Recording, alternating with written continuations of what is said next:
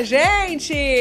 MandoCast tá no ar, o último de setembro, hein? Afinal de contas, é sempre um prazer estar contigo. Pra você que tá ao vivo, bem-vindo, bem-vinda aqui no nosso YouTube Terra do Mandu. Pra você que vai usar depois, né, o podcast, vai ouvir, acompanhando aí no seu dia a dia, no seu horário, na sua rotina, pelos tocadores de todo o mundo, Spotify, Deezer, Amazon, todos. Eu sempre repito, porque pra você que chega a primeira vez, tem o MandoCast em todos os tocadores de podcast. Então você acompanha depois também, a hora que você quiser. Muito obrigada aí pela sua companhia, viu? E quem tá ao vivo pode aproveitar e comentando aí no nosso chat. É só você mandar sua pergunta, seu comentário. Fala de onde você tá acompanhando também o MandoCast, que pode deixar que durante o podcast eu vou aqui lendo esses comentários com muito carinho. Pode deixar que você vai estar presente aqui com a gente, viu? Mais um integrante aqui da nossa mesa.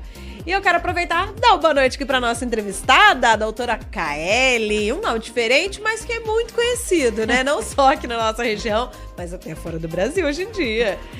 Boa noite, é um prazer estar com vocês, eu sempre deixo, né, isso muito claro.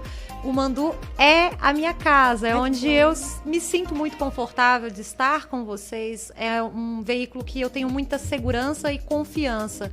E até hoje, o comprometimento que vocês têm com a advocacia, principalmente em vincular as notícias, é bastante admirável e louvável. Acredito que é o maior do sul de Minas e acho que isso fica o meu reconhecimento, minha admiração e consideração por vocês públicos agora. Nossa! Porque... Muito obrigada, viu? E a gente tenta fazer igual eu tava explicando pra vocês, né? Com o maior carinho, com o maior profissionalismo possível, né? Assim como a justiça sempre tem que ouvir ambos os lados, às vezes nem são só dois, né?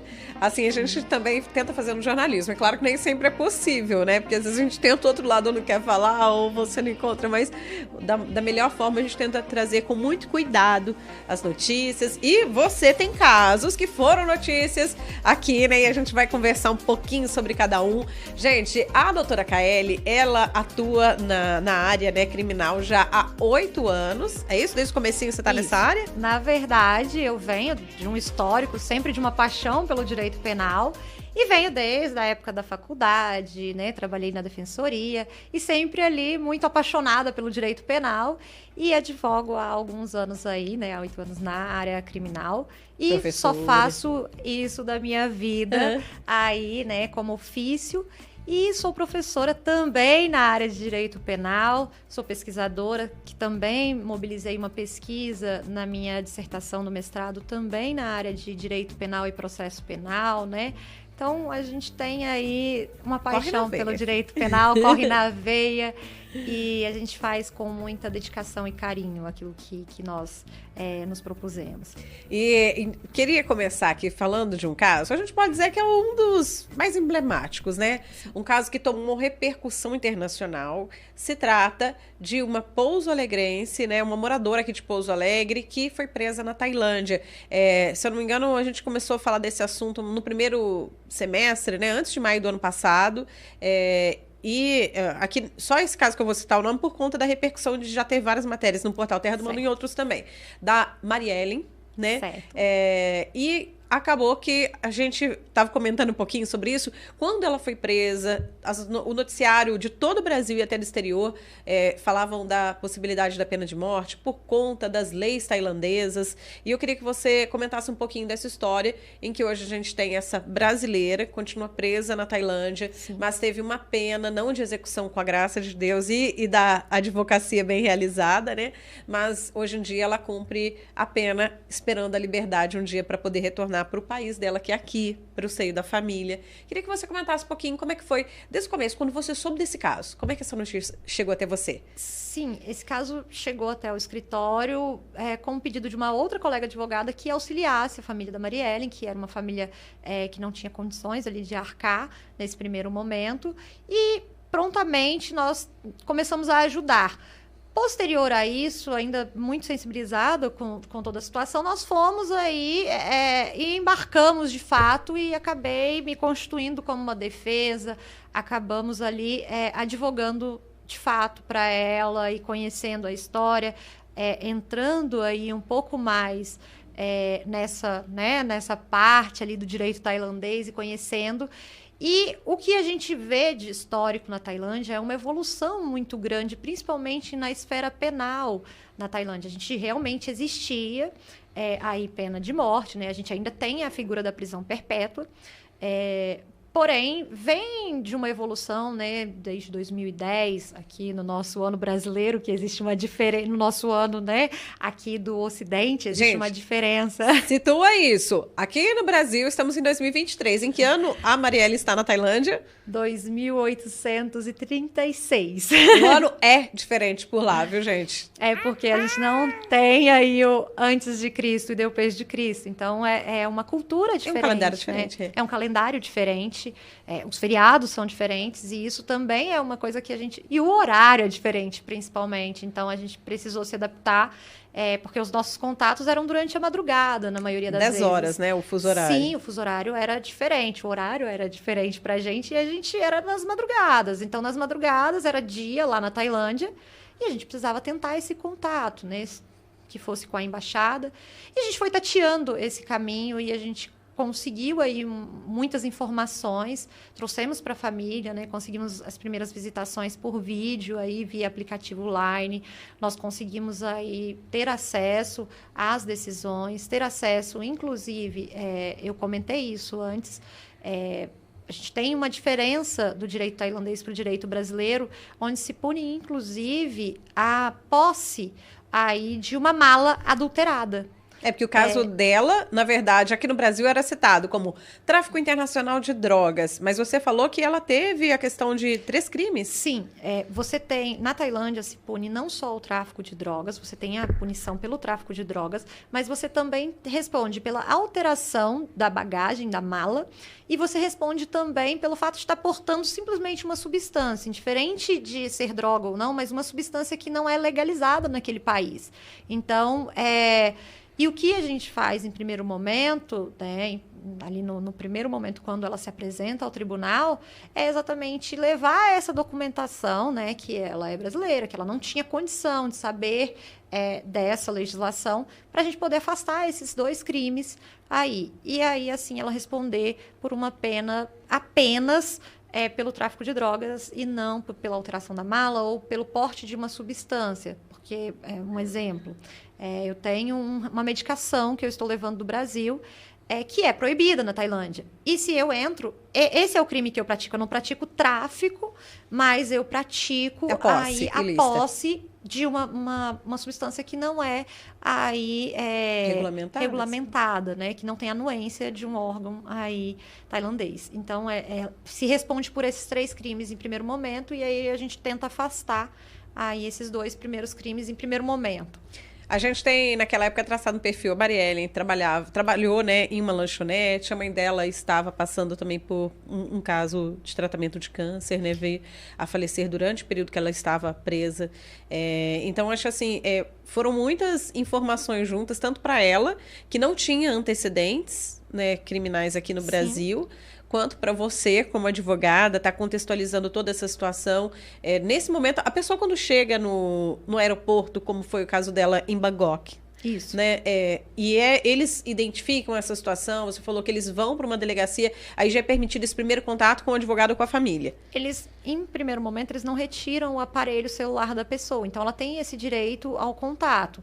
E aí, logo depois, né, que o caso da Marielle, ele chega até mim, pelo menos, com alguns dias já, né? Ele chega com a minha atuação, ela ingressa posterior ao momento da prisão em si, do flagrante em si. Então eu fico sabendo, aí eu na verdade nem conhecia o caso, e aí chega até mim em outro momento. Mas o procedimento, isso ocorreu com outros clientes que a gente também assiste no escritório. O procedimento é o seguinte: a gente chega, tem a prisão no aeroporto e é conduzido para uma delegacia para fazer esse primeiro teste ali. O mais importante, o mais tenso, é até o teste da droga, porque, infelizmente, isso acontece e ocorre. as pessoas podem não saber nem o que estão levando. Se é heroína, se é realmente cocaína, se é alguma substância, né? Ou se existe uma divisão dessa substância. E isso altera bastante na forma com que essa pessoa vai ser penalizada na Tailândia. Então, a nossa primeira preocupação, e eu me recordo que quando chego no processo, né? Quando chego no caso Mariellen, a minha primeira preocupação era: precisamos da perícia da droga, precisamos da confirmação de que tipo de droga é. Porque, o tipo 1, heroína, uma droga, né, que compromete muito o sistema neurológico, uma droga com um índice destrutivo muito grande. A cocaína, ela é punida diferente, então eu tenho uma pena de X até X anos, aí vai... Dependendo da droga, uma penalidade aplicada, então. A maconha, então, depende da droga. Isso é uma coisa que nós não temos no Brasil, né?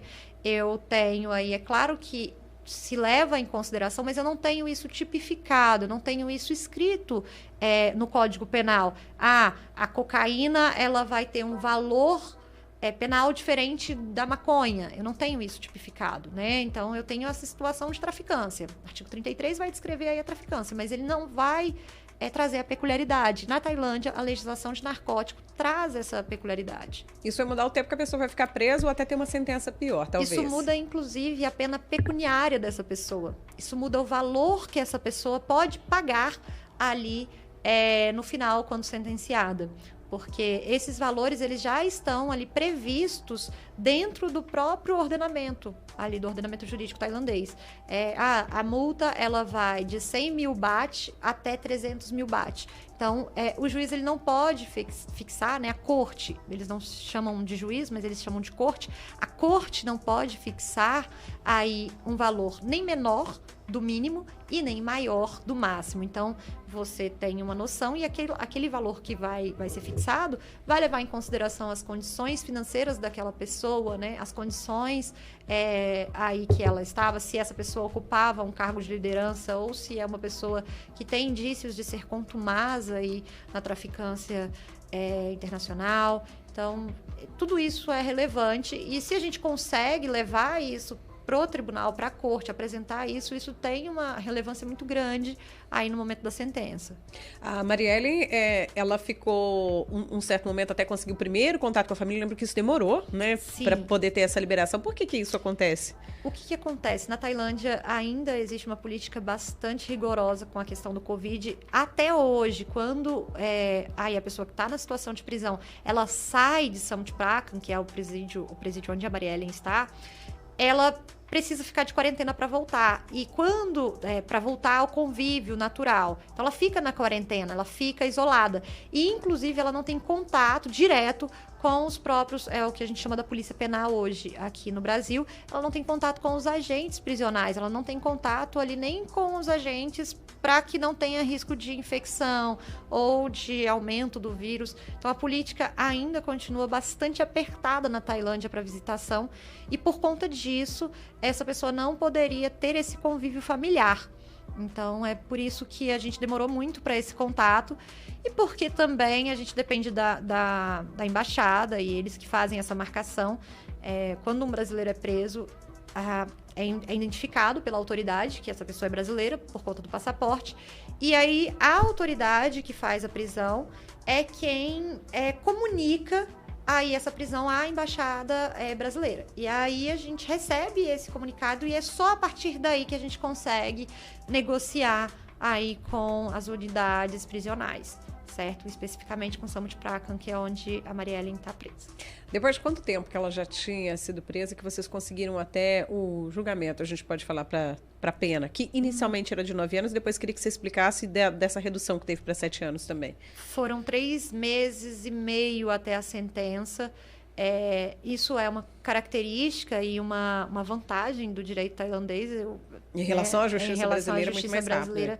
Foi bastante rápido. E tem um sistema bastante diferente, né? Eles exigem essa celeridade, porque senão eles são obrigados a soltar a pessoa, né? Eles não podem manter essa prisão provisória sem um limite de tempo, e esse limite ele é previsto em lei. Eles têm 90 dias para apresentarem a pessoa à corte. Se essa apresentação não é feita, eles são obrigados a soltar a pessoa. E aí, quando você tem o risco de um estrangeiro, ele pode, né, fugir do país. Então, essa é uma coisa que eles levam bastante aí a ferro e fogo. Então, foi bastante rápido até. E, posterior, ela foi condenada, né, a 7 anos de pena corporal, que nós chamamos, até uma nomenclatura estranha para nós de se ouvir, mas uma pena penal, uma pena de direito corporal. E ela recebe aí um benefício de não cumprir 2 anos dessa pena, né, do total, a pena total era de 9 anos. Ela recebe aí um benefício de não cumprir parte dessa pena se ela paga a multa, que é essa multa que eu disse que é prevista já na legislação. De até 300 mil. De 150 a 300 mil. No caso dela, foi 140 mil bates, se não me falha a memória, porque agora de cabeça... O bate vale, em comparação com o real, bem menos, viu, pessoal? Hoje a contagem do bate, quando a Maria Ellen foi presa, ele estava 25 centavos. De real. Isso, de real. E hoje ele já está 14 centavos. Então, a gente já teve uma redução. A moeda... A gente teve uma valorização da nossa moeda.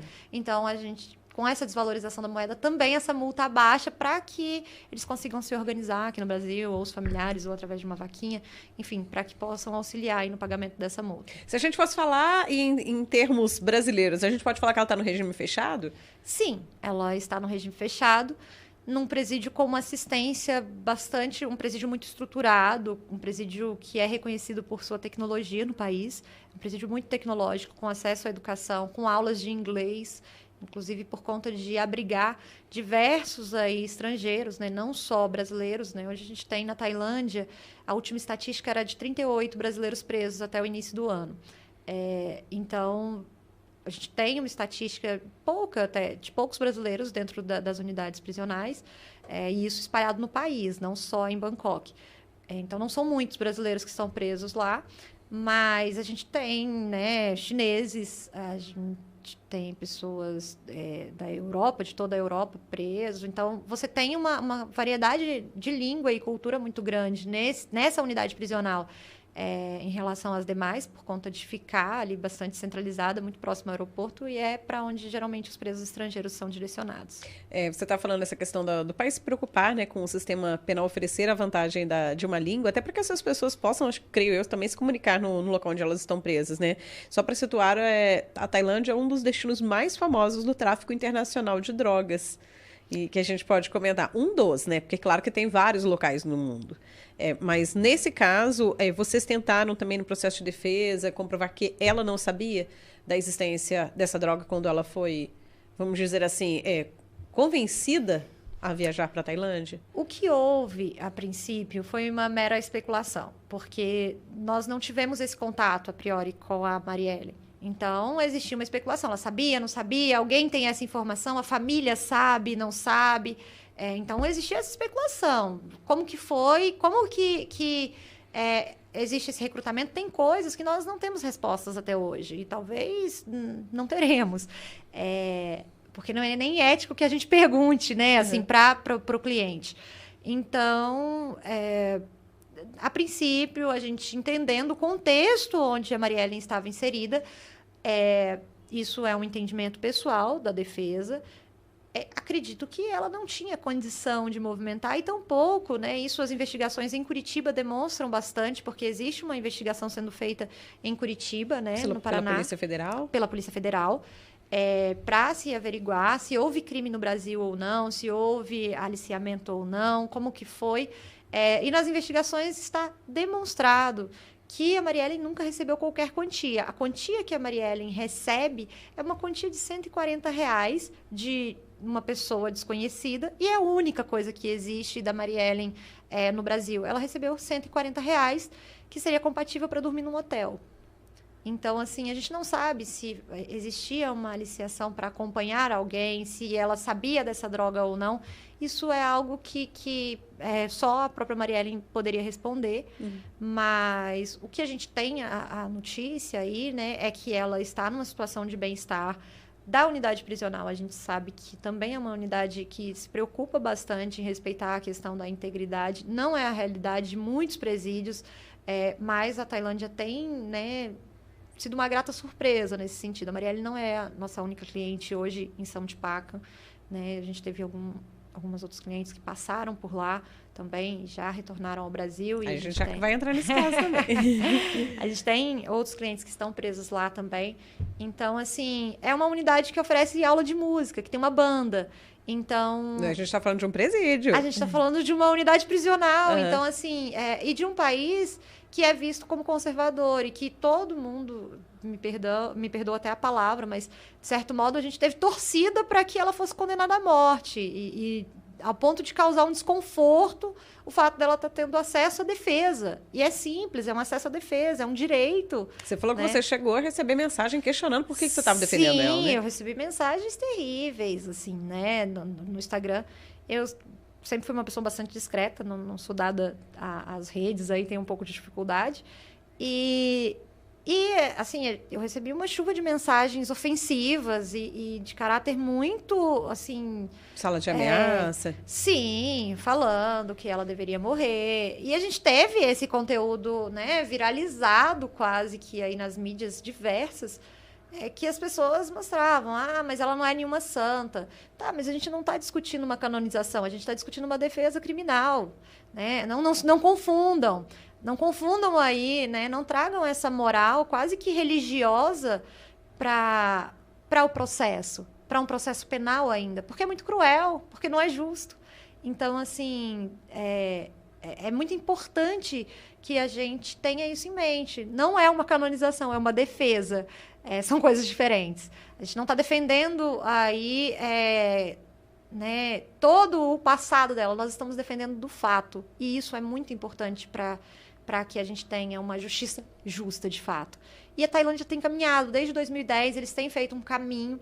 Se discute hoje algo que é extremamente novo, extremamente assim, gratificante de ver na Tailândia e acompanhar, nesse momento que eu acompanho outros processos, não só do Maria Helene lá.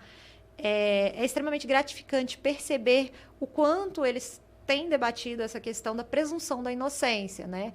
Antes não se tinha esse debate na Tailândia e hoje a gente vê um país que está caminhando aí para discutir presunção de inocência, que é uma coisa que nós já temos no Brasil e que muitas vezes é negligenciado e ofuscado justamente por essa ânsia social de uma punição a qualquer custo. Isso é muito problemático. E se tem uma coisa que o caso da Maria Helene trouxe, né, por conta da mídia, foi isso. Como existe esse ódio, essa violência toda à oferta de justiça, à oferta de defesa. Não é algo, assim, extraordinário. É só uma oferta de defesa. É o direito de se defender. E isso me parece muito justo. Então, isso me assustou um pouco para mim, que vivo bastante longe um pouco das redes, né? Que tem um pouco de distanciamento de rede social. E aí me assustou bastante, nesse caso da Maria Helene, como as pessoas elas odeiam gratuitamente alguém que elas nem conhecem, né? Então, isso foi algo que pesou bastante. Eu lembro que ainda no ano passado, a gente noticiou aqui no Terra do Mandu, com base nas suas informações, que a defesa tinha entrado. Quando eu falo defesa, gente, é porque o escritório tem só que em Pouso Alegre 3 especialistas, fora que a doutora Kaeli fica em Curitiba, mais do que em Pouso Alegre, né? Mas é daqui. Quer dizer, a maior parte da vida passou aqui, né? Porque não é nascida natural daqui. Eu sou muriaense. Eu lembro que vocês citaram, e a gente noticiou, que vocês tinham entrado com o pedido de perdão real ao governo da Tailândia. O que isso significa? O pedido de perdão real, ele é analisado, certo, quando aquele governo, né, a Tailândia, ela perde o interesse naquele preso. Aquele preso, ele cumpre com todos os requisitos que são exigidos pela prisão, ele tem um bom comportamento e o rei, ele pode decidir perdoar. Por quê? A Tailândia perde o interesse nesse preso. Ele não vai trazer novidade em uma investigação, ele não vai evoluir em nada a investigação, ele não vai auxiliar. E ele é uma pessoa primária, né, que é o caso da Maria Helene e de outras pessoas que estão presas lá também. São primários, pessoas com bons antecedentes, que nunca incorreram em outros crimes, que nunca responderam a nenhum processo e que ofertam aí uma disciplina dentro da unidade prisional. Então, o que acontece nós pedimos, olha, ao final desse período, que é um período de um sexto... Não, um sexto, é bem menor do que a pena em si. Vocês poderiam avaliar, né, o rei, porque lá funciona, né, com o rei. Você pede ao rei para que ele faça essa análise. Se essa pessoa cumpriu, então o presídio informa ao rei, né, nós fazemos o pedido e o presídio informa. Claro que tudo isso com a intervenção de um advogado tailandês. Nossa jurisdição é dentro do país, né? Vocês têm uma parceria lá, né? Mas nós temos aí um advogado que acompanha esses processos, né? E aí esses valores são repassados para as famílias. No caso da Mariellen, a gente tenta sempre auxiliar aí com aquilo que a gente pode dentro do recurso aí dos familiares, né? Usando bastante da embaixada para que possa nos auxiliar com informação e entre outras coisas. E aí a gente vai fazendo essa adequação aí, sabendo dos casos. Já tem resposta do pedido de perdão real? Ainda não, gostaria. Mas está completando quase um ano, não é mais ou menos? Sim, isso a gente possivelmente vai ter o retorno dentro do cumprimento de 2 anos e meio, aí acredito que a gente tenha um retorno. É algo demorado, e isso acontece no aniversário do rei. Né? Então, uma vez por ano. Uma vez por ano você tem retorno. Pedido de perdão então, real. Você tem alguns retornos a cada ano. Então, a gente precisa aí esperar. Sai uma lista mesmo, funciona assim, ele faz a análise, essa análise vai, claro que não vai direto para o rei, né? Vai para uma corte que é designada para isso. Vai, aí esse perdão real vai para que seja feita a análise, eles vão fazer a solicitação de documento e entra nessa fila. E essa fila, conforme vai existindo os aniversários do rei, vai tendo aí a possibilidade de perdão. É torcer para, em breve, então, ter novidades do caso. É torcer, mas eu fico feliz, por um lado, que ela esteja tendo acesso, na pior das circunstâncias ainda, a uma unidade prisional que se preocupa com o bem-estar, a uma unidade prisional que fornece aí a possibilidade de falar com os familiares, a uma unidade prisional que fornece higiene, que fornece aí a oportunidade, inclusive, dessa menina ter acesso a aprender inglês, por um exemplo, ter acesso a um conhecimento até, e não simplesmente ficar dentro de uma unidade prisional ali sem que houvesse qualquer tipo de investimento pessoal nesse sujeito, né? Não só da Mariellen, mas na pessoa em geral. Então, acho importante, acho muito válido que ela esteja em uma unidade que tem essa preocupação. É o que você falou antes, quando a gente estava conversando, que ela vem de uma família humilde, né? E que aqui no Brasil ela não teria, talvez, acesso à capacitação que ela está recebendo hoje dentro da unidade prisional na Tailândia. Sim. Ela não teria esse acesso. É importante dizer também que a embaixada manda, né, todos os meses para cada preso brasileiro uma quantia, um valor em baht, em dinheiro. Então, eles mandam aí 600 baht. Isso para que as pessoas comprem miojo, porque tem essa possibilidade da unidade. Miojo, água... Fazer a conversão aqui para a gente ter ideia de quanto que daria 600 baht hoje, né? Que você falou que está valendo, por exemplo, um baht... Está valendo 14 centavos.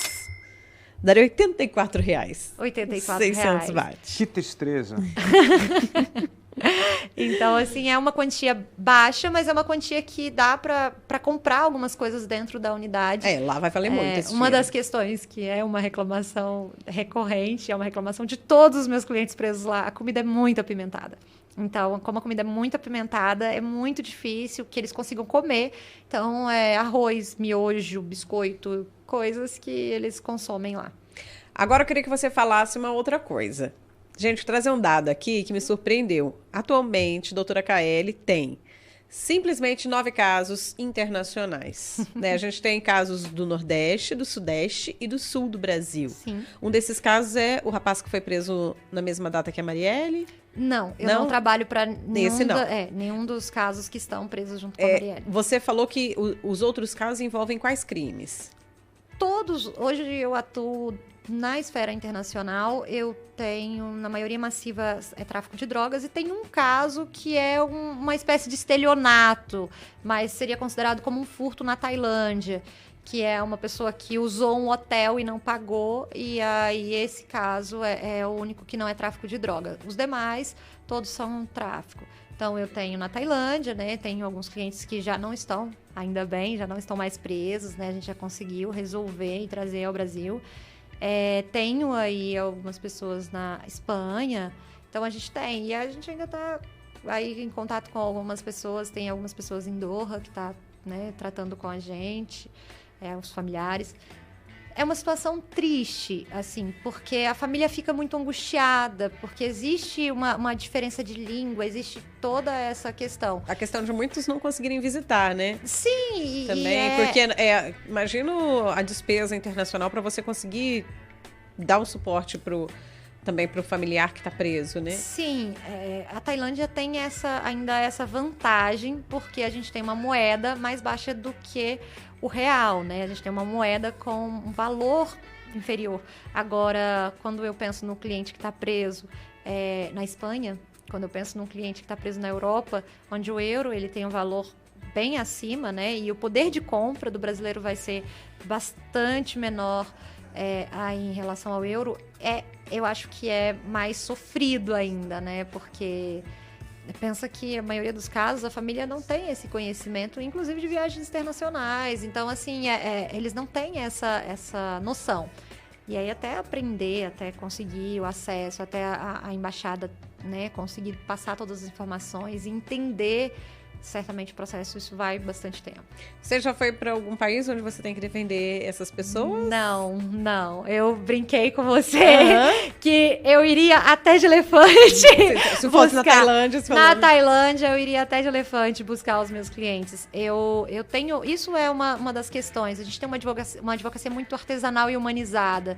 Então, a gente realmente tem essa questão de querer realmente que o cliente saia, volte, de querer que ele reencontre a família, né? Eu tenho clientes presos na Espanha que são pais de família, né? São pessoas, assim, que são pais de família, que têm filhos pequenos.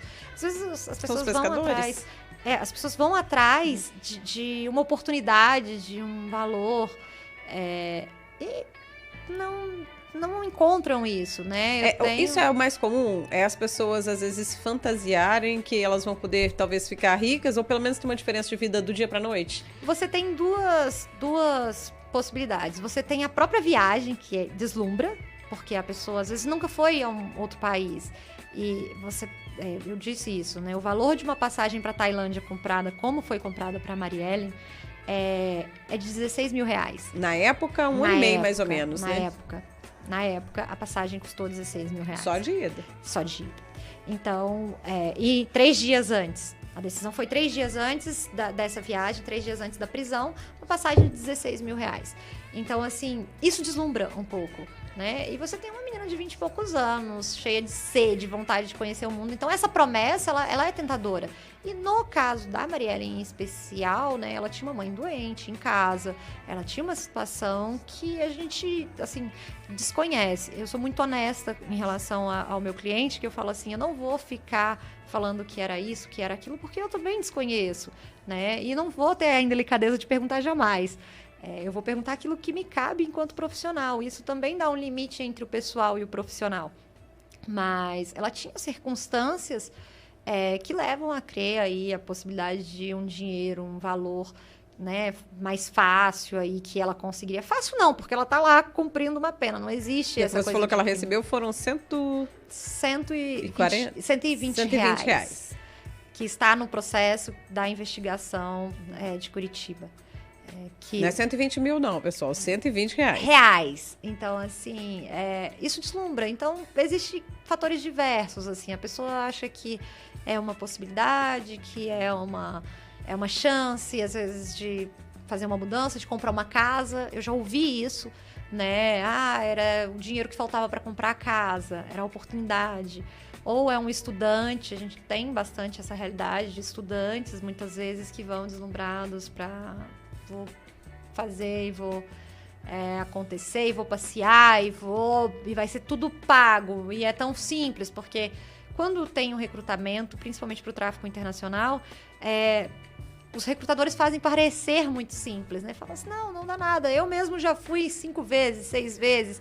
Então, você vê que essa é uma característica aí do aliciamento, do recrutamento, que é algo que é terrível, porque você tem jovens que acreditam nisso, né? E a maioria dessas pessoas que acabam presas fora do Brasil é uma faixa etária mais jovem, né? Sim, a gente tem uma idade de 20 até 35 anos, aí não é difícil fugir dessa faixa etária, pelo menos daquilo que eu atuei até hoje. Essa é a faixa etária. Você comentou de aliciamento. Eu me lembro que uma das pessoas envolvidas, uma mulher, foi presa como aliciador, no caso da Marielle, né? Sim, existiam, né, as câmeras do aeroporto de Curitiba, ela pega ali, ela filma o momento que a Marielle chega com essa pessoa junto do outro rapaz com que ela viaja. E essa investigação ainda está tramitando, né, ali na Justiça Federal de Curitiba. E a gente está acompanhando, claro que bastante de perto, porque a gente tem, né, essa responsabilidade também. Mas fica muito compreendido nessa investigação, fica muito claro aí a instrumentalização mesmo da Marielle e assim, que ela realmente não ocupava nenhum lugar de liderança ou que ela desenvolvia qualquer papel em uma organização criminosa. E o quanto isso é cruel, não só com a Marielle, mas com tantos outros jovens aí, né? É o que aqui no Brasil o pessoal chama de mula, né? Na verdade, é a mula, né?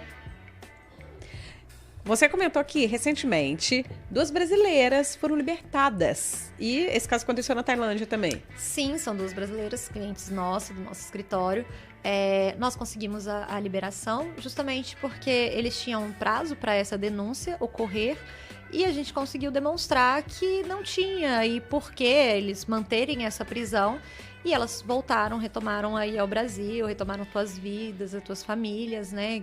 Assim, já inocentadas. Só que a senhora até um book lá na Tailândia. Eu brinquei. Eu brinco que assim, acho que é inimaginável, né? Pelo menos a gente não viveu essa situação, a gente tem experiência daquilo que a gente viveu. Mas a pessoa ser presa num outro país e conseguir demonstrar aí, né, a sua inocência em um outro país e voltar para sua família, eu acho que é uma das emoções que só o direito penal e a advocacia criminal pode trazer. Uhum. Nesse caso é porque elas ficaram num período menor que 90 dias, então, né? Lá. Sim. E vocês conseguiram comprovar a inocência delas. Sim, a gente conseguiu demonstrar que não existia provas suficientes para o prosseguimento da ação e dentro desse período dos 90 dias que eles deveriam ter feito a denúncia e não fizeram. Então elas saem aí absolvidas da Tailândia, voltam para casa, para suas filhas, enfim, foi um momento muito satisfatório aí da advocacia. Né? Agora, aqui na nossa região, além do caso da Marielle, tem vários outros casos que vocês estão à frente e eu queria que você comentasse um pouquinho. Em um deles, a gente teve uma situação de um homicídio dentro de uma funerária. Como é que foi lidar com esse caso? Então, se você puder falar um pouquinho dos bastidores, né? Porque eu me lembro que isso assustou bastante, né? Porque era um ex-funcionário com um outro funcionário, de repente estava acontecendo, se não me engano, um velório, quando o crime aconteceu. A gente até chegou a noticiar aqui. E hoje, a pessoa que foi presa conseguiu liberdade, né? Vocês até conseguiram essa vitória. Quer dizer, hoje não, já faz um tempinho. Mas só para contextualizar a situação atual do envolvido. Conta um pouquinho pra gente sobre esse caso. Então, esse caso em si, né, que foi um caso que teve uma repercussão, a gente chegou muito no início desse processo, a gente chegou ali no inquérito, então a gente conseguiu trabalhar muito bem, explicar muito bem, produzir provas que são coerentes, provas que a gente não pode explanar porque envolve e expõe outras pessoas, mas a gente conseguiu provas muito coerentes, que fazem muito sentido e que trazem muita substância para o processo e que demonstram aí realmente... eu não vou dizer a inocência, porque não é, mas que demonstram aí um outro caminho que ainda é desconhecido pela mídia e que não é o momento realmente da gente, como defesa, trazer essa situação e nem é ético da nossa parte. Mas existe muito essa comoção, principalmente casos que têm gravações ou casos que ganham a mídia, e mais uma vez, é muito difícil lidar muitas vezes com isso, porque a gente tem uma família do outro lado, né? Para mim, que trabalho bastante com casos de homicídios também, uma das nossas especialidades dentro do escritório, uma das minhas maiores especialidades é lidar com plenário de júri, né? Então, eu trabalho massivamente com crimes contra a vida, né? Fazemos muitos júris por ano, temos bastante experiência na área de plenário de júri. O caso que ele é filmado, ele é muito difícil. A gente não tem só esse caso, né? A gente tem um outro caso em Ouro Fino, que também teve uma filmagem, que foi Carnaval. Também foi homicídio, né? Também homicídio. Eu tenho vários homicídios aqui na região. Nós tivemos um júri em São Gonçalo também, que tinha uma filmagem. Então, quando você tem imagens, tende-se aí, ainda que não haja uma interpretação completa daquele caso, de ter muito julgamento, né? E isso é muito preocupante. Tanto que quando nós tivemos aí um retorno, né, que nós conseguimos a liberdade desse cliente do homicídio, desse homicídio emblemático, nós ficamos muito preocupados em vincular. Eu acho até que eu cheguei a falar, mas outros veículos eu fiquei muito preocupada para que preservasse a integralidade do meu cliente, para que preservasse a integralidade dessa pessoa. Então, assim, e a gente já atuou em diversos casos de homicídio, né? Nós temos uma atuação ampla, não só aqui, eu tenho um caso que a gente atua no Sul, onde foi um homicídio com 60 tiros. Então, assim, em Santa Catarina. Então, a gente tem diversos casos e isso é uma característica da advocacia criminal e é uma crítica até, porque isso tem se perdido muito. A advocacia ela é artesanal e a partir do momento que ela perde esse caráter artesanal, ela se perde, porque ela vira esse direito massivo, essa advocacia massiva, e essa advocacia massiva ela é muito prejudicial, não só para o cliente, mas para o sistema em si, para o sistema judiciário em si, porque existe uma sobrecarga, porque a gente tem muitos advogados pedindo muitas coisas na hora errada, muitas vezes. No meio do processo, você fala assim, um momento que não é oportuno. Em um momento que você não tem prova, pedindo muitas vezes para satisfazer aí um desejo da família. Doutor, faz alguma coisa. Faz alguma coisa, pede algo logo. E aí, por isso, eu trabalho hoje especificamente para clientes que confiam em mim. Isso é muito importante. E isso é uma característica da nossa advocacia artesanal. Eu falo que eu faço uma advocacia artesanal porque a gente trabalha, de fato, para cada processo. A gente trabalha página por página, detalhe por detalhe, coisa por coisa, analisada. Nunca é pensado em uma cabeça só, né? Eu sempre faço questão de falar isso. O escritório, né? A Cavolha Advocacia, o escritório ao qual eu pertenço, né? A origem é minha, mas a Cavolha Advocacia ela tem essa preocupação de termos aí uma pluralidade de profissionais, de nunca trabalharmos sozinhos, de trabalharmos com profissionais de inteligência, de periciarmos provas, muitas vezes, do processo, de termos aí o cuidado minucioso, porque a gente percebe, às vezes, que não é sobre volume, mas é sobre cuidado, é sobre uma advocacia humanizada, voltada para o respeito da situação e também da vítima, muitas vezes, porque isso é uma característica também e a qual eu sou muito combativa, né? Existe certo predadorismo, muitas vezes, principalmente por advogados criminalistas, pouco experientes, que fazem o quê? Eles buscam, muitas vezes, atacar o Ministério Público, atacar os órgãos aí, né, policiais, a Polícia Civil, e a gente deixa, muitas vezes, de reconhecer, ou até aquela própria pessoa que é vítima do homicídio, fala, a pessoa morreu porque merecia. E a gente acaba verbalizando e naturalizando uma barbárie. Então, a gente precisa fazer uma advocacia comprometida. Jamais a nossa luta é contra a vítima. E falta um pouco dessa consciência. A nossa luta não é contra a polícia, contra a vítima. A nossa luta é para que seja aplicado o direito. E nesse caso emblemático que a gente abre esse assunto, foi aplicada a justiça.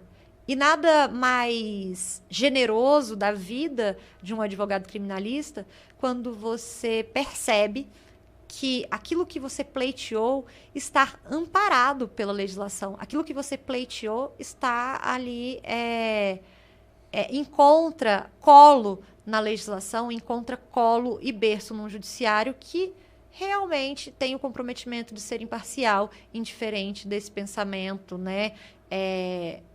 Esse é o problema do caso que ganha mídia, porque eu sempre vou ter aí um julgamento popular, um julgamento de valor moral. Então, quando a gente vê a aplicação da lei, a gente fica bastante satisfeito. Qual a dificuldade em lidar, por exemplo, num caso em que tem filmagem, que mostra, às vezes, o homicídio, fotos, câmeras de segurança?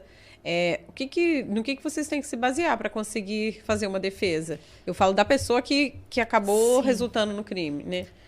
Uma investigação bem feita da Polícia Civil, né, na maioria dos casos de homicídio, ela ajuda o advogado.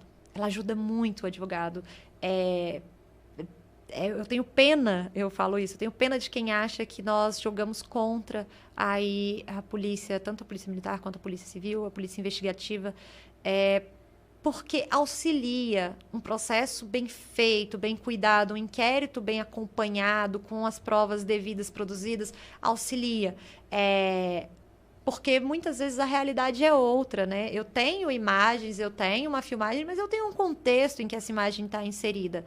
Eu que tenho uma vertente na análise do discurso, né? Que venho de uma vida também acadêmica dentro da análise do discurso.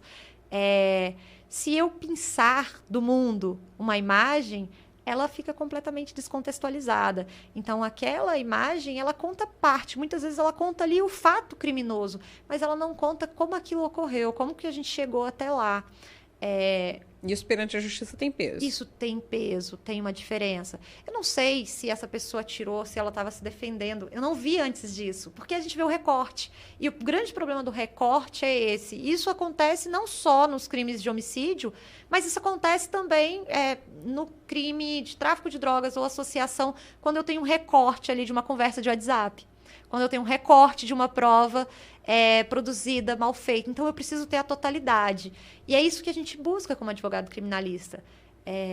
Eu tenho uma característica, e isso é uma exigência do escritório, que a gente trabalhe com a realidade, que a gente não trabalhe com teses mirabolantes, porque eu brinco isso com os meus clientes, né? Eu falo assim, olha, já deu ruim. Se você está precisando, se a gente está conversando, já deu ruim, né? Já tá ruim essa situação. Se o cliente ligou, homicídio, tráfico ou qualquer coisa dessa, mas já... Se você precisou de um criminalista, já deu ruim, né?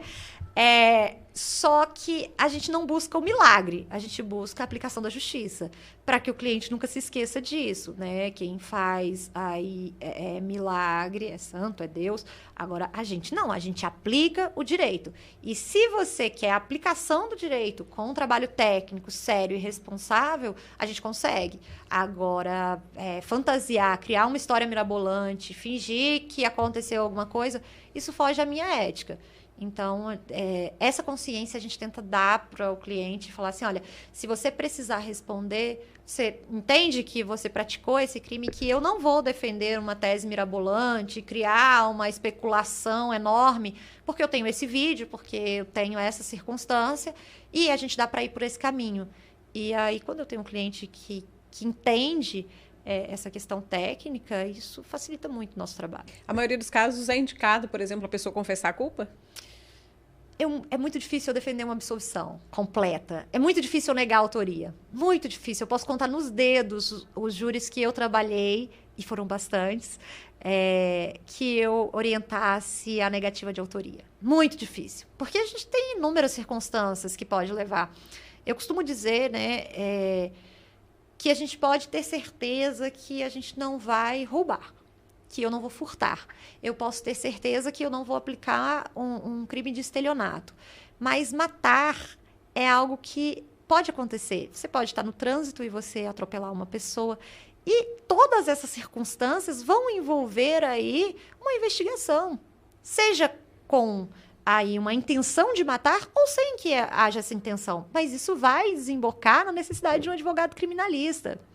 Então, existe certa hipocrisia que nós estamos sujeitos a matar, nós estamos sujeitos, porque a vida é algo perecível e a morte é algo que pode acontecer, ainda que acidental. E se existe uma morte acidental, nós tivemos um caso emblemático aqui em Pouso Alegre, acho que foi de uma psicóloga, e que aí tinha, né, a suspeita, acho que do esposo. O Terra do Mandou até cobriu o caso na época, e a gente acompanhou o fechar dessa história, né? Eu não lembro se foi final do ano passado ou começo desse ano, com uma coletiva na delegacia, né, com o delegado de homicídios, o perito, tudo, explicando que foi comprovado que, infelizmente, ela se suicidou.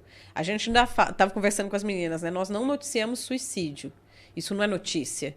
Só que a partir do caso que tem uma suspeita de homicídio ou um desaparecimento, aí a pessoa vê a matéria, aqui no Terra do Mandu, a gente acompanhando um caso, né, de repercussão. Só que no desenrolar da investigação, conseguiram ver que o marido, né, o viúvo, que as pessoas nas redes sociais estavam acusando como culpado, né, aquele tribunal popular, né, que a gente fala, Sim. tribunal da rede social, ele foi absolvido justamente porque ele não tinha nenhum envolvimento. Foi comprovado que ela que conseguiu fazer toda aquela cena onde ela acabou e que ela teria tomado cuidado de não incriminá-lo ainda por cima, o que eles descobriram por meio da investigação.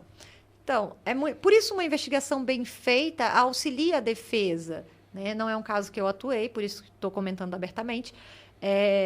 Auxilia muito a defesa essa situação, né? Auxilia pra caramba, porque você fala, olha, eu tenho uma investigação séria, comprometida, que não está buscando culpa a todo custo, ela está buscando resposta.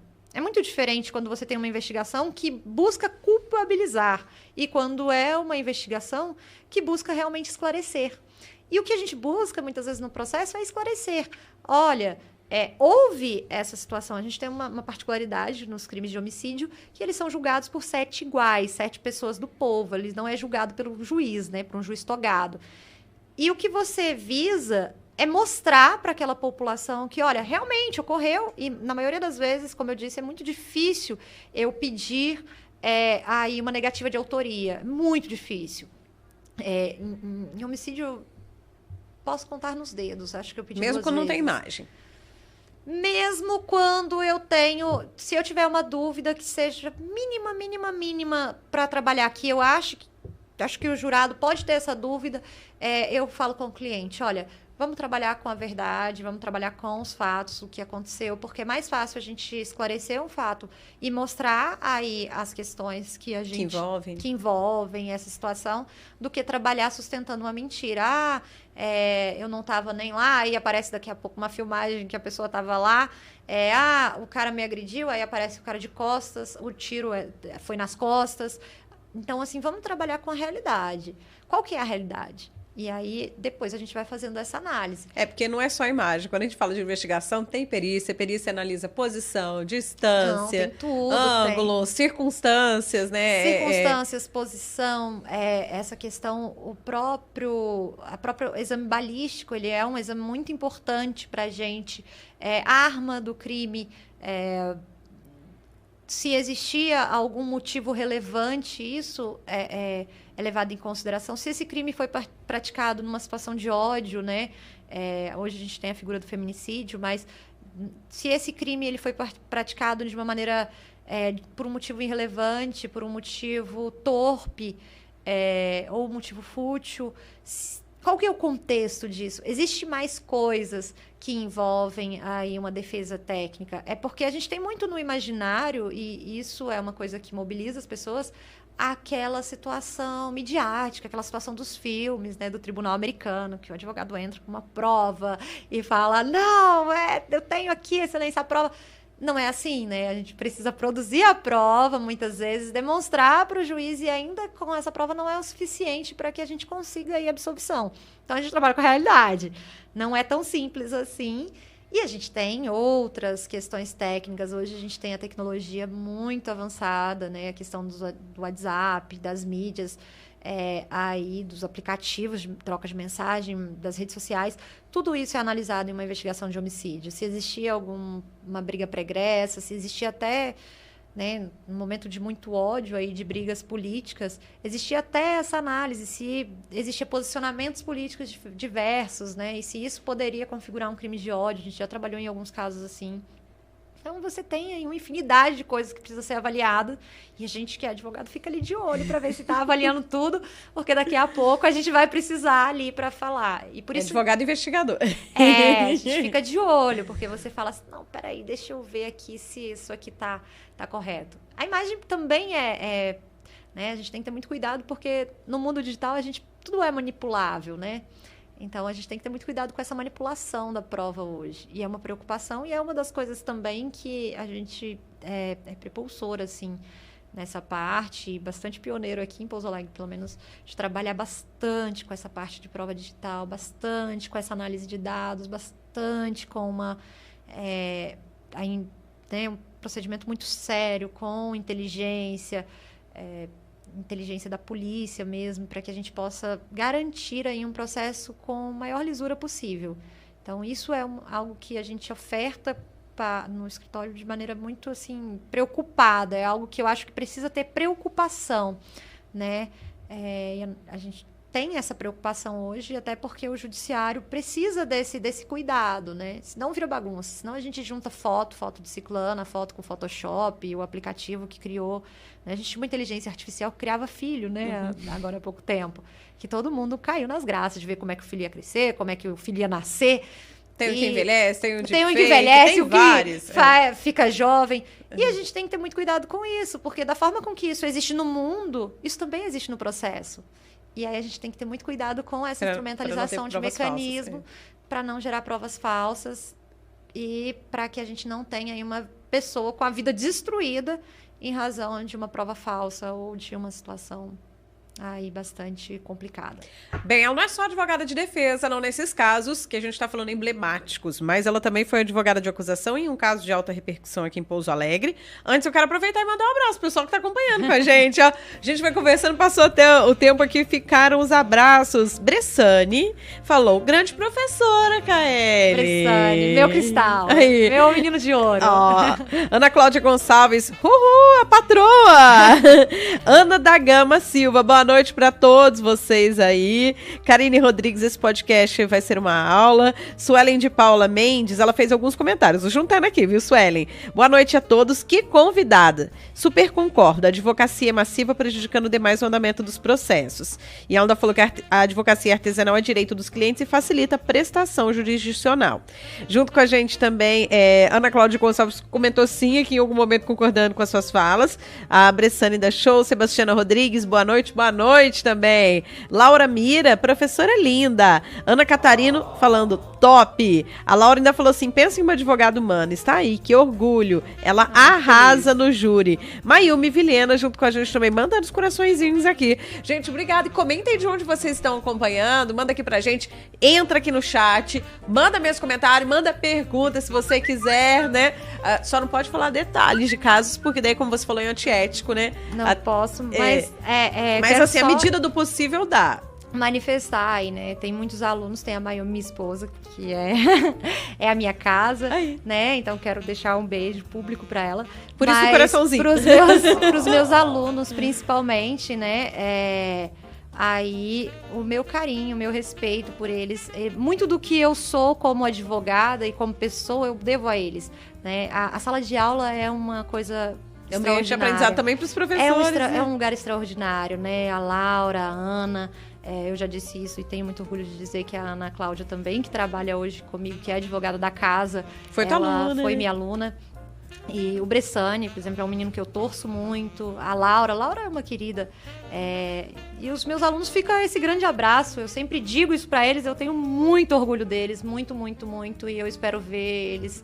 A gente se esbarra nos tribunais da vida. Deve ser até engraçado. Às vezes um na acusação, outro na defesa. Aí quando vê é amigo, mas assim, naquela hora é profissional. Mas a gente tem bastante. Eu tenho um respeito, assim, magistral pelo trabalho do Ministério Público. E eu tenho... eu falo isso, tem uma promotora que atuava na época na primeira vara e eu era da defensoria, né? Era estagiária da defensoria. E eu vi, muitas vezes ela era a única mulher da sala. A gente tinha uma advocacia muito... Quem era? Eu não sei se eu devo contar, mas é uma única promotora que atua. E eu tinha uma admiração muito grande, né? Pela postura dela, pela elegância dela. E até hoje mantém essa admiração. É uma mulher que atua com muita firmeza, apesar de estarmos quase sempre em lados opostos. Eu tenho uma admiração muito grande pelo promotor que trabalha de maneira assim... trabalha em prol da sociedade e que olha para essa questão, né? Essa promotora em particular, ela já pediu absolvição em alguns casos e era uma inspiração na época. Eu era bastante menina, né? Ela já era promotora E era a única mulher da sala, na maioria das vezes. E eu me recordo disso ser muito forte, assim. Hoje a gente tem muitas advogadas, né, muitas profissionais, muitas mulheres atuando, principalmente no criminal. A gente tem juízas aqui em Pouso Alegre? Bem menos do que no Sul.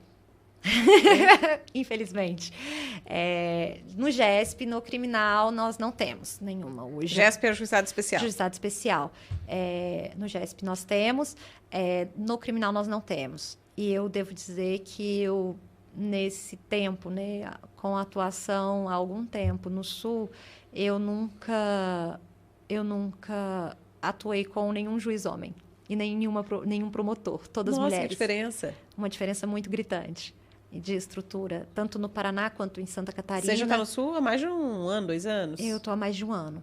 E eu nunca trabalhei em nenhuma audiência onde houvessem homens, só mulheres. Massivamente. Então, assim, isso é uma coisa que é muito legal de você atuar em outros estados, né? Porque você vai vendo, existem diferenças e é uma diferença que, no meu entendimento, muito bacana de se ver, porque é bastante inspirador. Como eu disse, eu, quando menina ali, né, na defensoria, ali, estagiária, toda atrapalhada, coitado do Kiko, que era meu professor e era para quem eu trabalhava, muito atrapalhada, muito aí, né, sem qualquer noção de processo real, a noção e a experiência que a gente tem hoje é muito diferente. Aí você tá aprendendo também. Aprendendo. Mas era muito empolgante ver que tinha uma mulher na sala e com a postura, com a seriedade. E era uma promotora. Eu não tenho nenhuma dessas questões, assim, de trazer essa rivalidade. Eu acho muito interessante. Assim, eu admiro. Uma promotoria séria é muito importante para a gente. É porque antes de sermos advogados, antes de sermos professores, nós somos cidadãos e nós somos, né, residimos na cidade. Eu não resido mais, mas nós moramos aqui. Então, a promotoria também é importante. E é a promotoria também que garante, muitas vezes, ali, né, o andamento do processo junto com a defesa. Então, não existe aí uma advocacia que se desvencilhe, que se desvincule, porque essa é uma advocacia do passado, eu diria. Você está falando de referências? Eu quero aproveitar daqui uma ótima referência, porque sempre é bom, né, a gente saber onde a gente pode confiar, da mesma forma que você se inspirou, né? Inspiração e referência quando a gente está falando de construir sonhos. Isso porque sonhos também podem ser concretos, né? A casa, uma reforma, fazer aquela ampliação do seu local de trabalho, por exemplo. Tudo isso pode estar mais fácil do que você imagina. É só você entrar em contato com a Santa Maria Materiais de Construção. Isso porque a referência da base ao acabamento é lá. E eles atendem todo o sul de Minas, aqui na região, né, de Pouso Alegre. Então você que estiver precisando todo tipo de material elétrico, hidráulico, parte de concreto, precisa alugar equipamento, precisou também de caçamba, areia, enfim, tudo tem lá na Santa Maria Materiais de Construção, até aquela churrasqueira para fazer a área da festança. Então você pode entrar em contato com eles, que fica em frente ao Manduzão, né, na rua Eduardo Santos Gouveia, e você entra em contato por telefone também, sabe como? Anota aí o telefone: 35 3422 2841, 35 3422 2841. E aproveitando também, falando em inspiração, quem inspira aquela autoestima a mais também, quem cuida da gente, né? E o Henrique Cabeleireiro faz isso aqui em Pouso Alegre, na rua Coronel Herculano Cobra. É aquele cuidadão especial, deixando você mais bonito ou mais bonita, deixando também os seus sonhos se realizar, porque a gente também pode se transformar em quem a gente quiser, no bom sentido, né? Claro. Mudando o visual, que é gostoso, né? Às vezes a gente tá enjoada, tá na cara da gente. Dá um tapa no visual. Dá um tapa, E é tão bom. Muito obrigada, viu, Henrique, por cuidar aí das madeixas, preparar para o podcast. Quem quiser, aproveita para agendar o horário com o Henrique. Lembrando que ele tem espaço disponível lá para manicure que tá a fim de trabalhar. Tem uma sala lá disponível. Então, entre em contato pelo 359-8815-3875. 359-8815-3875. Agora a gente vai mudar um pouco o lado da justiça. Afinal de contas, você falou de muitas vezes que você defendeu pessoas em situações de tráfico internacional de drogas, em crimes de homicídio. E você falou que trabalhou num caso, na acusação aqui em Pouso Alegre, né, tentando ajudar uma família que teve um parente vítima de assassinato, vítima de homicídio aqui em Pouso Alegre. Você pode contar um pouquinho, lembrar o crime, qual foi? Posso, Foi esse ano, né?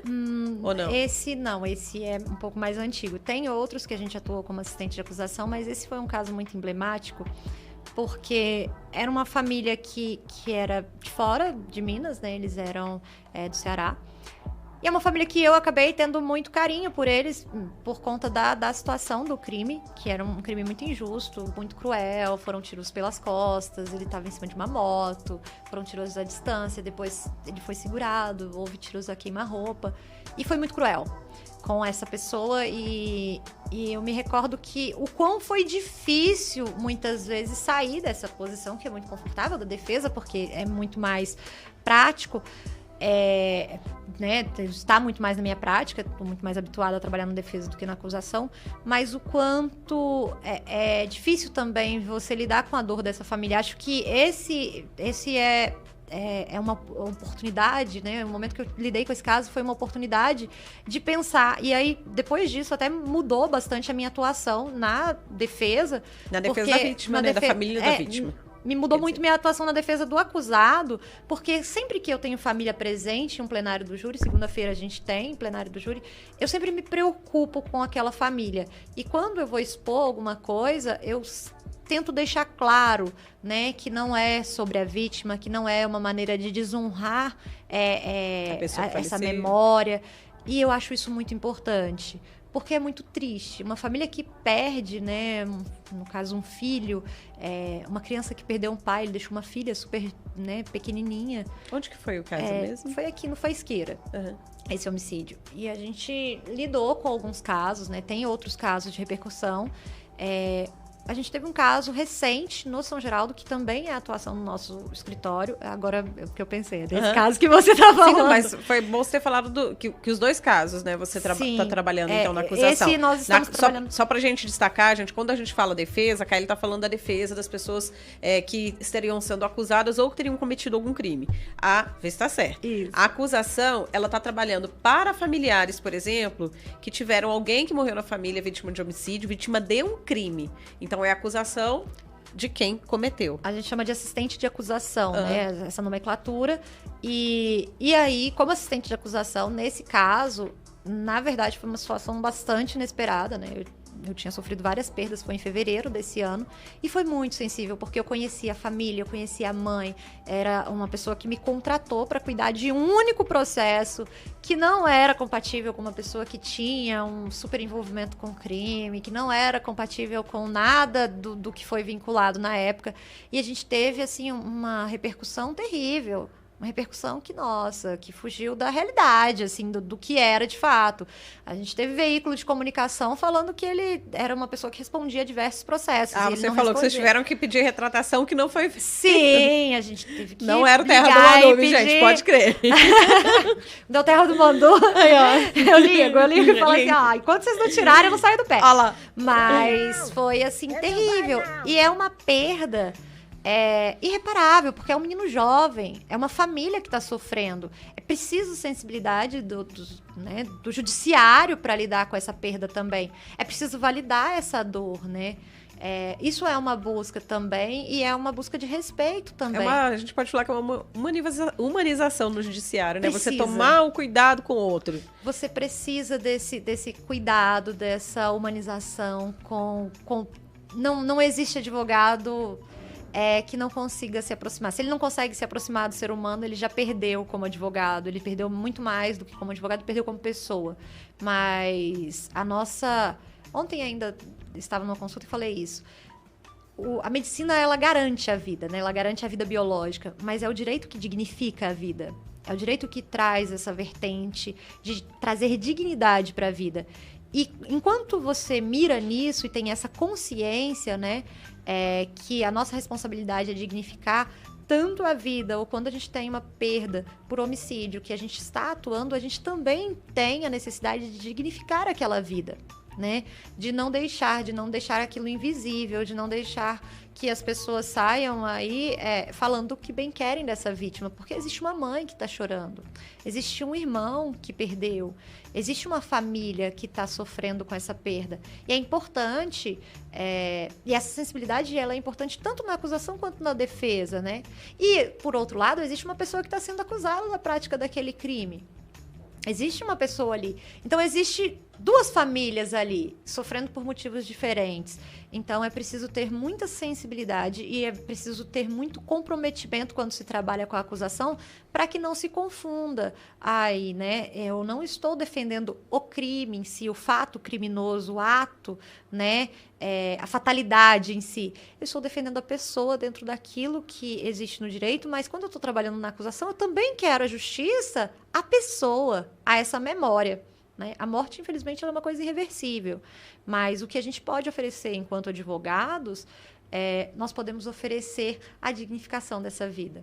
Uma Nesse resposta caso, social. Qual foi o resultado que vocês conseguiram? Esse caso ainda está em tramitação, ainda está em investigação. O do São Geraldo e o do Fasqueira também? E o do Fasqueira, a gente saiu com uma condenação, né, de 2 réus, e um dos réus foi absolvido, que seria o acusado de ser mandante. Mas como é difícil também você olhar para a família e falar assim, a gente fez tudo mesmo. E é difícil por isso esse respeito ao órgão ministerial, porque é difícil também você olhar para a família e dizer assim, olha, é o resultado possível, porque você é técnico ali. Então, você também tem que falar para a família, olha, por mais que você esteja com raiva, por mais que você tenha convicção e certeza que fulano cometeu o crime, a justiça demonstra o contrário. Aqui os elementos probatórios demonstram o contrário. Então, tem um momento que você tem que sentar com a família e ter essa conversa. O momento pré-júri é terrível, porque você tem que conversar com a família, você tem que falar assim, olha, a gente pode sair de lá com 20 anos de cadeia para o sujeito que matou teu filho, mas a gente pode sair de lá com ele saindo pela porta da frente. Não existe essa certeza no júri. E a dificuldade de se advogar em crimes de homicídio é essa, né? Em crimes contra a vida. Porque você não tem uma certeza do resultado. São iguais julgando, né? Não é uma... A defesa é técnica, a acusação é técnica, mas os juízes não. São 7 pessoas comuns. Então, além de explicar toda a parte técnica, você tem que explicar toda essa questão da motivação. E você precisa preparar. E essa é uma diferença de quando se é assistente de acusação. Né? Você precisa preparar aquela família, porque o culpabilizado, ali, né, o acusado, ele tem uma consciência que pode dar, né, pode dar o resultado X e Y. É mais fácil, porque você está com ele ali há algum tempo tentando explicar isso. Já a família, ela tem aquela esperança. É o último... É a última expectativa. A gente quer justiça, normalmente é a frase mais comum, né? É a última expectativa da família. Ela deposita isso em você. Então, você tem essa necessidade, muitas vezes, de sentar e explicar para a família. Olha, não vai suprir. E é um momento que você precisa aí meio que agir com muita humanidade, porque você precisa explicar. Ainda que a pessoa saia condenada no máximo, não vai resolver.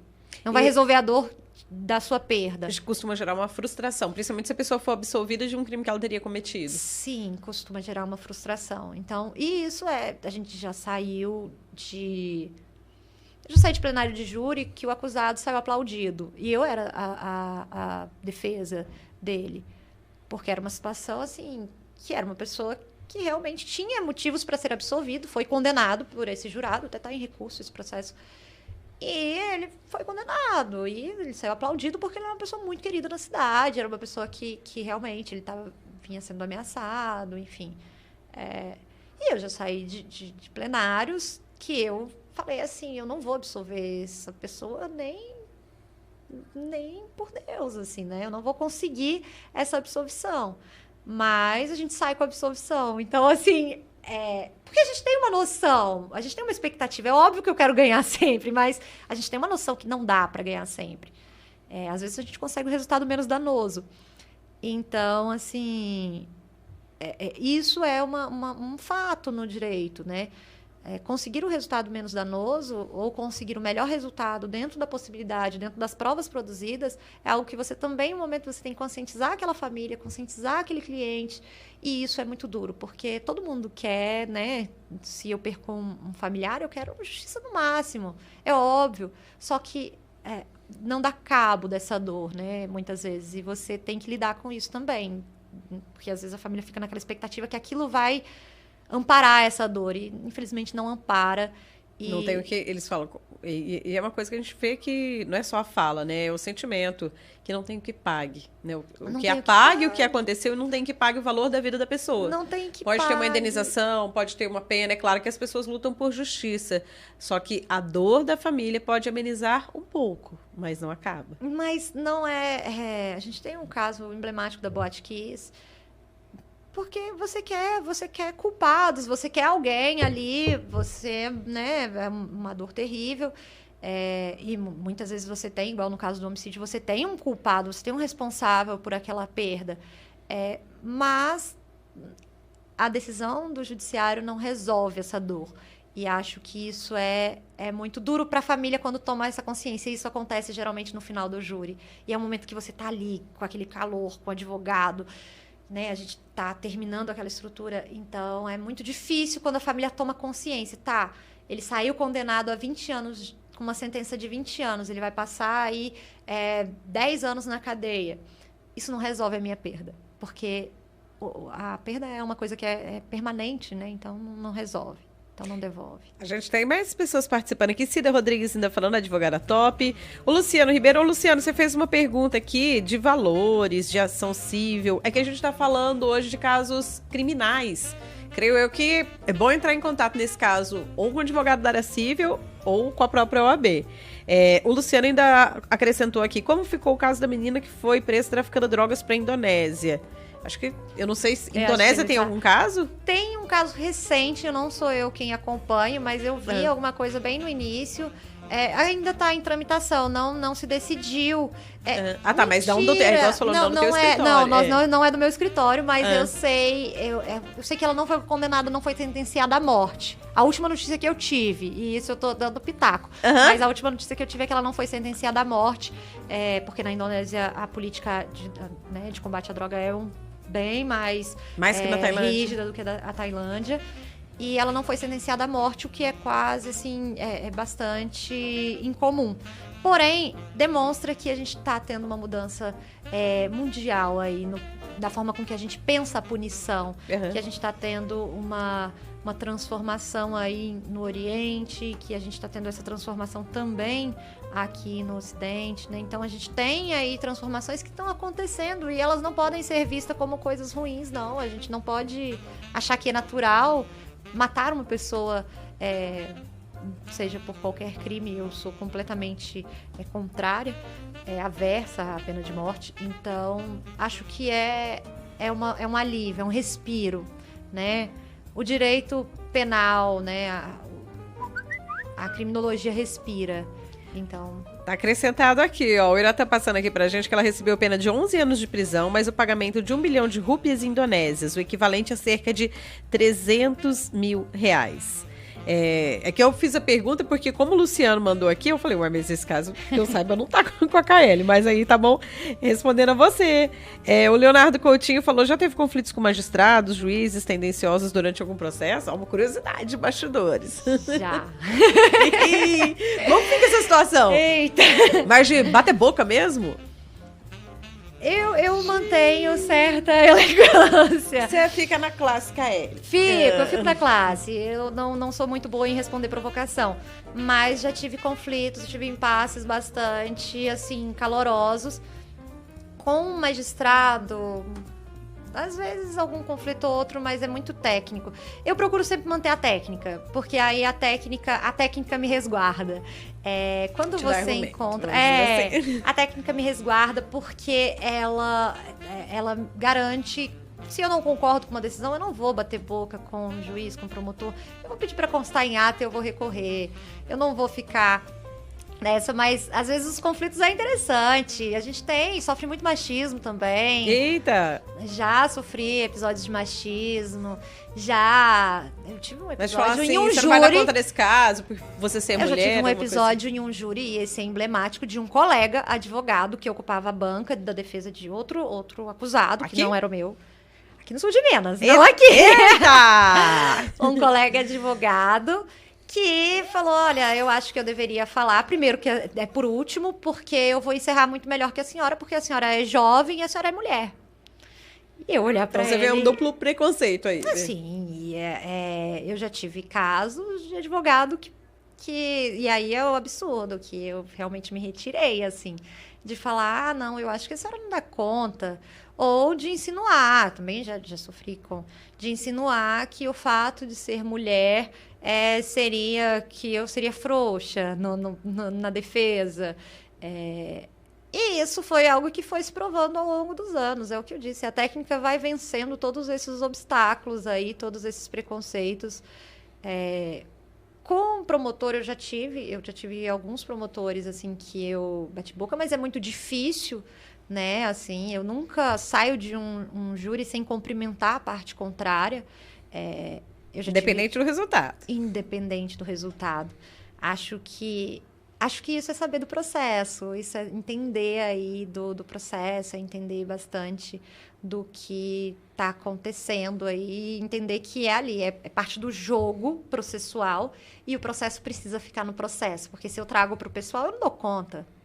Né? Eu não dou conta de Imagina se curar. cada processo ganha uma inimizade só porque a pessoa estava ocupando o lado Contrário. Não tem como, isso não é profissionalismo. Eu não consigo advogar mais em Pouso Alegre ou aqui no sul de Minas porque eu briguei com todo mundo, né? Eu não consigo. Então eu não vou ser desleal à parte contrária, adversa ou ao juiz. E se tiver alguma ilegalidade que eu não concorde, eu peço que conste em ata. Outro dia eu fui questionada porque pedi para conduzir uma testemunha, era um policial.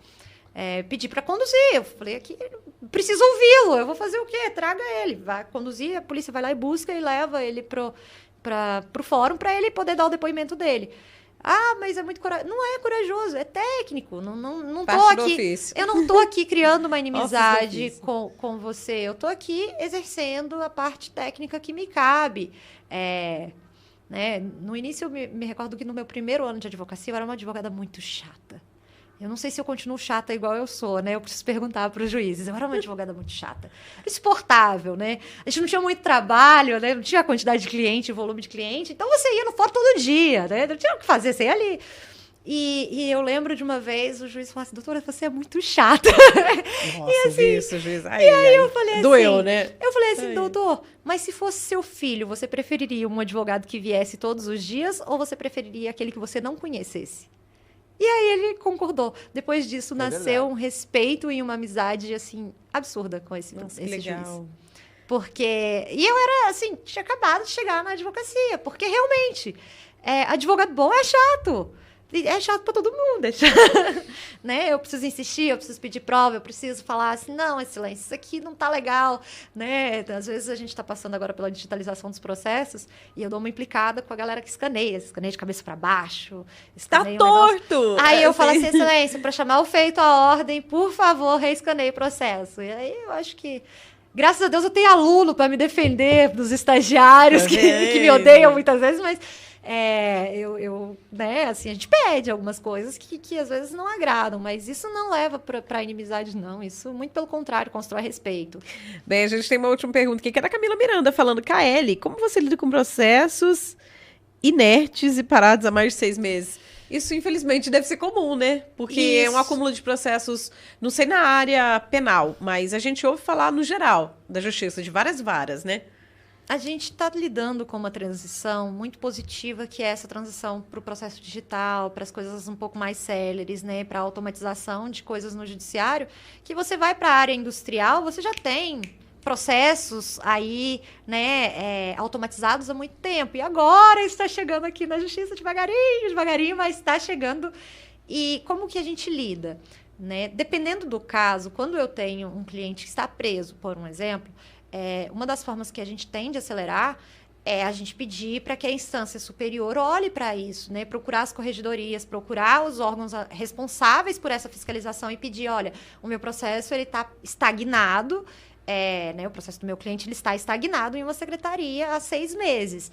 Mas se essa é a realidade, agora a gente tem que ter muito cuidado com essa visão. O processo está parado, ou ele está caminhando, mas o cliente não está solto. Porque aí a gente tem que ter muito essa questão. O processo está parado. Parado significa ele estar lá, sem nenhuma movimentação. E se você tem um cliente preso, você vai fazer um habeas corpus, você vai fazer um recurso, você vai correr atrás aí para que esse cliente não saia no prejuízo. Quando esse cliente está solto, a menos que tenha uma pressa, existe inclusive uma compreensão da defesa que muitas vezes o judiciário não dá conta da demanda. Para isso, eu recomendo para todos, evitem recursos inúteis. Evitem coisas inúteis para que criem volume, porque atrapalha o próprio colega advogado, atrapalha a própria advocacia. Porque, às vezes, as pessoas ficam tão preocupadas em responder a uma necessidade familiar que deixam de observar essa parte técnica. E isso é muito importante para que a gente consiga aí ter um judiciário que responda aí da melhor maneira possível, e o mais rápido possível. Mas a gente melhorou bastante nos últimos anos. Eu acho que é positivo esse caminho. Mas a gente lida da melhor maneira possível. A gente tenta tudo. É o que eu disse. A gente lida sendo um advogado chato, muitas vezes, e tendo uma equipe que cobra, que exige. Eu não me atreveria hoje a trabalhar sozinha por conta disso. A gente exige uma presença muito grande. A gente precisa de uma presença técnica muito grande. Então, a gente precisa de amparo de outros profissionais, de outros advogados, e por isso a gente não se atreve mais a trabalhar sozinho. A advocacia, principalmente a criminal, é algo que se faz junto, assim, né? Eu tenho muito esse sentimento do coletivo, e é muito bacana perceber isso, que às vezes, aí eu sou a chata um dia, a Ana é outro, a Karine é outro, e aí a gente reveza a chatice. Agora eu já não sou só a chata sozinha. Aí não vou ficar pegando só no meu pé. Não vou falar que eu sou chata sozinha. Mas é sendo chato. Você comentou antes do podcast que você tinha algumas curiosidades da sua profissão. Eu queria que você falasse algumas delas. Eu contei uma história super engraçada, né?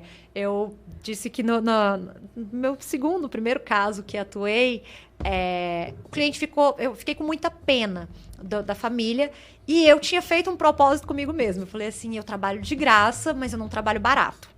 Né? Eu trabalho de graça. E era o seu segundo caso? Era o meu segundo caso. E eu falei assim, eu preciso muito de cliente, porque eu contei isso, que eu venho de uma família né, que não tem um histórico de advogados, que não tem ninguém no judiciário, uma família bastante simples. Minha mãe é funcionária pública, meu pai era taxista.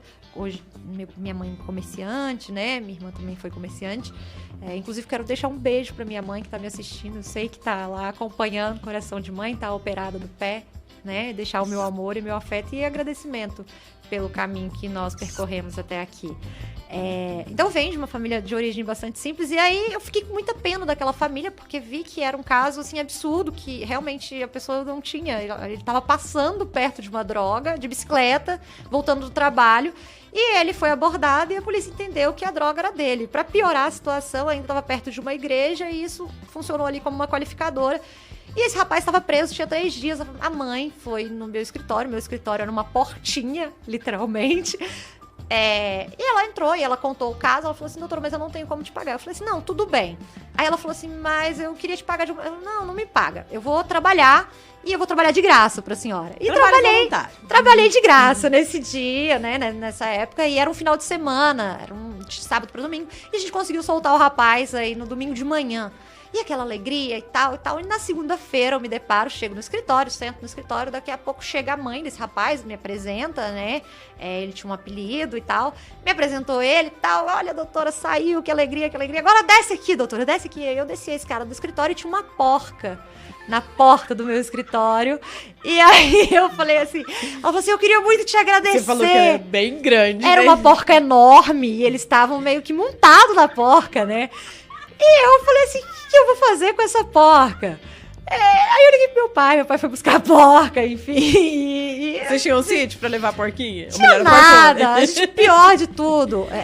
A gente morava no centro, do lado dessa promotora, que eu tenho muita admiração. Aí, ó, tá vendo? Aí eu falava assim, vai acabar com a minha carreira essa porra. Ela vai ver, deve ser uma leitoa, então, né? Pelo tamanho que você falou, não era uma porquinha. Não, era um porco enorme. Era O que você acabou fazendo? Exagerado. Meu pai deu fim na porca, não sei o que ele fez. Se comeu, se vendeu? Se comeu, se vendeu, o que fez com a porca. Eu sei que a porca, minha mãe não aceitou a porca em casa, daqui a pouco a porca sumiu. Mas a advocacia é algo... Essa memória é uma memória afetiva e tem várias peculiaridades na advocacia. Teve outro pagamento criminal. assim também ou não? Já teve galinha, já teve... Às vezes não é nem pagamento, às vezes é uma forma da pessoa agradecer. Esse foi um agradecimento, que você já tinha combinado que você ia cobrar, né? Foi um agradecimento e tem várias coisas, né? Eu já tive um cliente que uma vez ele fez questão, eu fui para uma audiência, e aí cheguei para a audiência, né? A gente chega sempre um pouco antes, e ele tinha feito um almoço na rua para mim, assim, fechado, era uma rua sem saída, ele tinha feito, tipo, uma festa para me receber. E eu não sabia o que eu faria, o que eu fazia, assim, né? E aí esse caso é de uma cidade bem pequenininha aqui, do sul de Minas. E ele tinha feito uma festa, tipo, era meio que, sabe, festa junina de bairro, assim? De comunidade. Tinha aquilo me esperando, com uma galinhada, com um monte de coisa, e eu fiquei super sem graça, assim, né? E tinha convidados essa festa? Tinha vários, e ali era... E a advocacia te dá esses lugares, né? Te dá aí a oportunidade de lidar com pessoas muito importantes, né? Com pessoas do cenário do direito muito relevantes. A vida acadêmica também me proporcionou essa graça, mas ela te dá uma possibilidade de lidar com pessoas simples, ela te dá uma possibilidade de lidar com essa expectativa, com essa esperança do outro, né? Eu costumo dizer, e eu sempre uso esse poema muitas vezes para abrir, na maioria das vezes para abrir meus júris, eu falo para os jurados que eles são, né, da Rupi Kaur, toda a esperança em forma humana daquele sujeito. Então, muitas vezes o advogado ele ocupa esse lugar de esperança em forma humana. E a gente tem que ter essa consciência, tem que ter orgulho disso, de ocupar esse lugar, a gente tem que ter uma consciência do quanto a advocacia é algo lindo, lindo, lindo, lindo, lindo, e que a gente se orgulha. Eu me orgulho muito, né, de ocupar esse lugar, o quanto a advocacia, principalmente a criminal, ela é sofrida, mas o quanto ela é valiosa, o quanto ela é... Eu brincava que eu converti a Ana, né, que trabalha comigo. Eu falei assim, eu converti a Ana. Quando fui dar aula para ela gostava de direito de família. Aí convenci ela a se tornar uma advogada criminalista, e ela ficou na casa e está comigo até hoje. Então, eu converti a Ana ao direito criminal porque eu realmente tenho muita paixão por aquilo que eu faço. É o que você falou, é muito julgado pela sociedade, quando vocês estão na defesa de um acusado, muito, né? Muito julgado, mas é muito lindo. É muito lindo você ter depositado a confiança e a esperança de alguém. Como eu disse, se a medicina dá a vida, ela traz a vida, o direito tem essa capacidade maravilhosa de dignificar essa vida. E isso é algo que é incontestável, assim. Na vivência da advocacia, você percebe isso, o quanto é importante e o quanto dignifica essa vida humana. Olha, muito obrigada, então, por hoje contar um pouquinho a sua história. Pesquisei muito e descobri o fim da porquinha. O destino foi... Ai, tadinha, da leitoa. Olha essa edição, né? Tá vendo? O Iratã. Você comeu a porquinha com o pai dela, o Iratã? Esse Iratã. Pelo que ela falou, eu imaginei uma leitoa de uns 100 quilos. Esse Iratã, eu não sei se era isso, mas eu sei que tava dando trabalho pra segurar. Esse Iratã, eu vou te contar, viu? Danadinho, né? É verdade. Difícil. Vou trazer uma porca pra ele. Um dia eu vou estar aqui. Trazer uma porca e vou estar aqui. Iratã, eu quero filmar tanto isso, vou colocar no Instagram do Terra do Mundo. Imagina uma porca chegando aqui na redação. Os humilhados serão exaltados. Ele falou que ele não é vegano, então ele aceita. Bem, agradeço a gente mandar aqui, ó, passando a régua, não a faca da porquinha, viu, gente? Aqui, o Elton Teixeira que participou aqui com a gente, depois eu passo a pergunta aqui pra ela, mas eu acho que é outra área também, como o pessoal respondeu aqui pra você. E a Suelen também, que falou que muito bom ver a doutora Kaeli falar, é um profissional realmente apaixonada pelo que faz. Obrigada também por contar um pouquinho pra gente aí dessa partilha, porque a gente também, eu como jornalista, a gente conta o fato, mas às vezes não sabe de detalhes, os bastidores, ou quando sabe não pode falar. Infelizmente, porque nem tudo, a gente sabe que tem coisas que atrapalham a investigação policial, Sim. tem coisas que são processos sigilosos.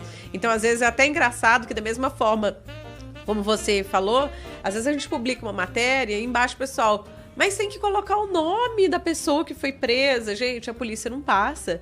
Até porque, antes dela ser condenada, ela é suspeita.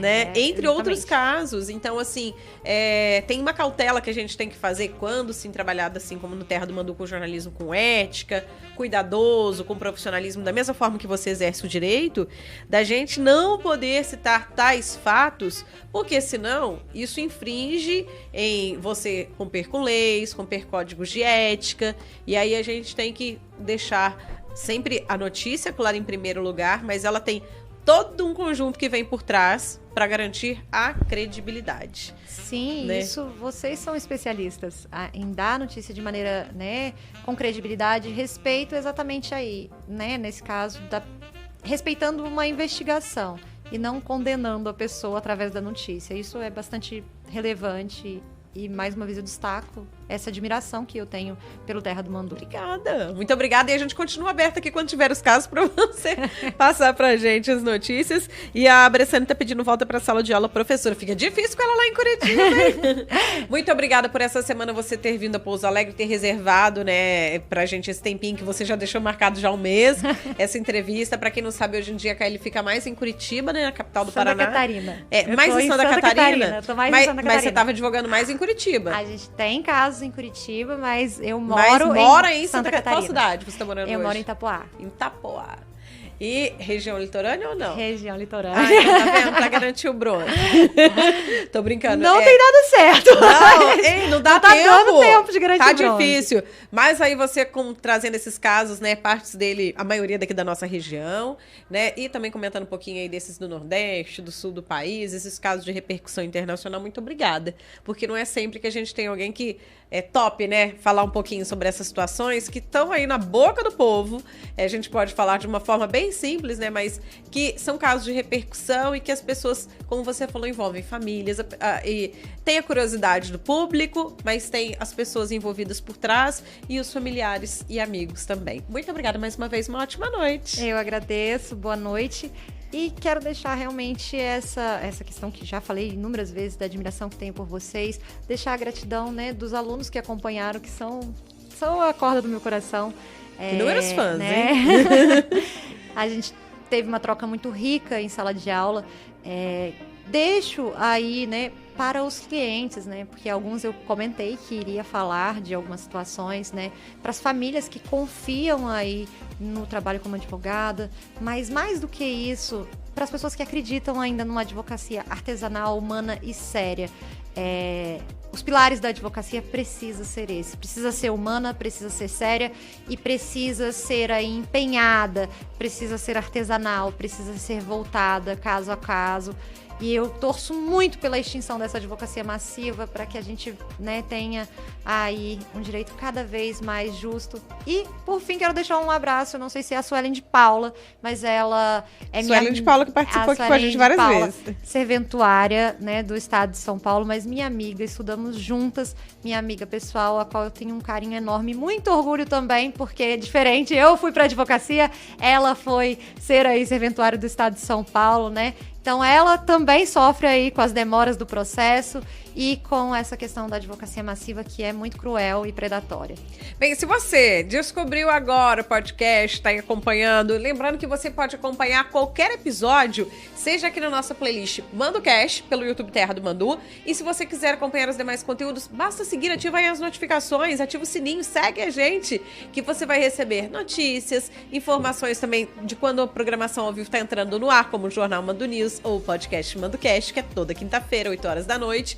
E claro, tem os tocadores. Tem muita gente que fala que confere depois, né? Por exemplo, o último podcast, o da semana passada, a gente estava sendo acompanhado por vários locais, tinha até um participante que estava comentando da África e era conhecido do entrevistado, ele acompanhando de madrugada, lá igual você falou do fuso, né?